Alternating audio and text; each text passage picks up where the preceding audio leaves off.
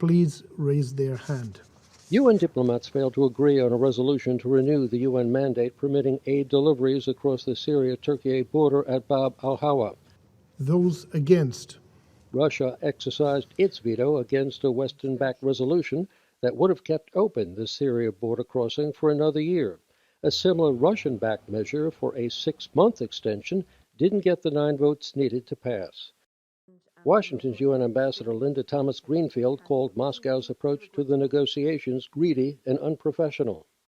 Colleagues, this is a dark, dark day in the Security Council. But roughly 5,000 miles away for 4.1 million people in northwest Syria, the impact of this vote will be swift and dire. Due to the vote of one council member, hospitals will have to turn patients away because they will not have the necessary supplies and medicine. Schools will likely have to close their doors, denying children the promise of an education, of a brighter future.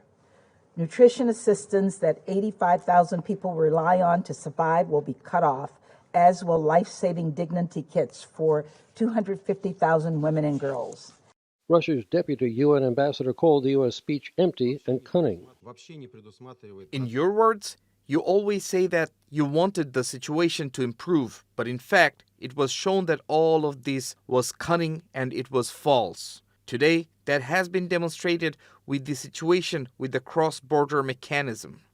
And people will suffer whatever you say about the possibility of providing for terrorists in Idlib is something that you have. Ladies and gentlemen, you had the choice and you made the choice. And now this page of history has finally been turned and cannot be turned back. Western diplomats in the UN Security Council promised to keep working over the weekend to find a compromise with Russia. The main obstacle has been the length of the UN mandate extending the cross-border operations from Turkey into Syria. Sources within the Council say the door is open to the possibility of an extension of less than a year, but more than the 6 months proposed by Russia. Frank Uciardo, TRT World, the United Nations.